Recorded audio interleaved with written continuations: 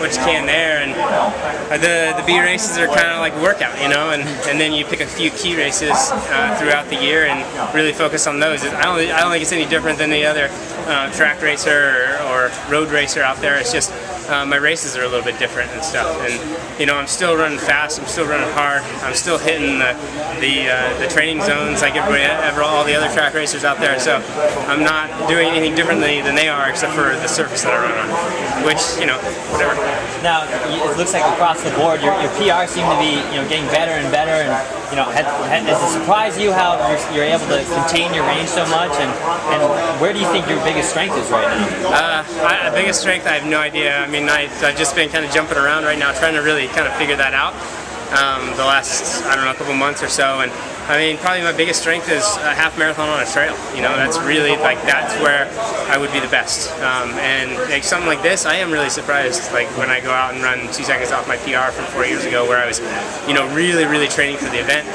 And I mean, it's all just off of strength today and stuff, so it does surprise me, but I mean, when I look back at my training and see what I've been doing, maybe it doesn't surprise me so much. Thanks, Max. Congrats. How much apprehension do you have, like, when you ran your first steeple to qualify for the trials, like, just going into that, you haven't ran it in years, like, what do you feel like going into that?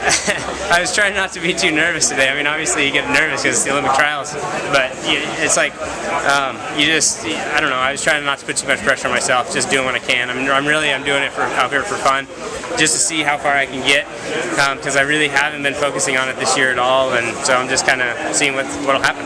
Was your first steeple of the season, was that Oregon Twilight? Yeah. What made you decide to jump back on the track? Tom Brooks wanted some help, and so I'm like, oh, okay, I'll jump in and pace you.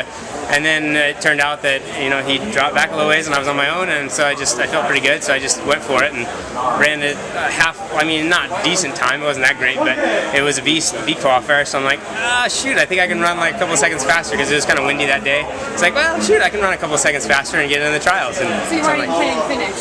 I was planning to finish, but more to help him than anything. And then, so from there, you went to Portland Track Festival? Yeah, Portland Track Festival. So what else were you doing outside of track?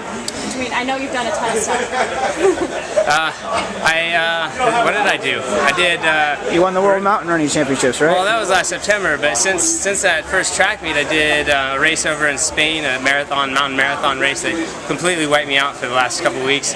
Came back and did the Portland Track Festival, which happened to be, like, I was on that day, I felt good, and then the next day I went over and did the half marathon trail championships, and then last weekend I had the Mount Washington mountain running championships, and that one didn't go very well. I've just since coming back from Spain, my body's been torn up, and no injuries, but just like depressed immune system. I've been sick the whole time and just getting over a cold now, and so, you know, I wasn't sure how this was going to go either.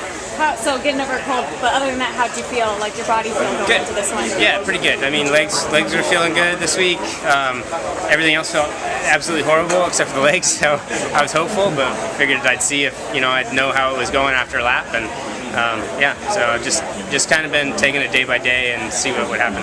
How do you keep a racing schedule like that? Especially, I mean, not, you know, you're not old, but you're you know early 30s. I think you just called me old. No, I said you're not old. Or, you know, you're early 30s. You're not 20 years old, and you're racing every weekend, these huge long races.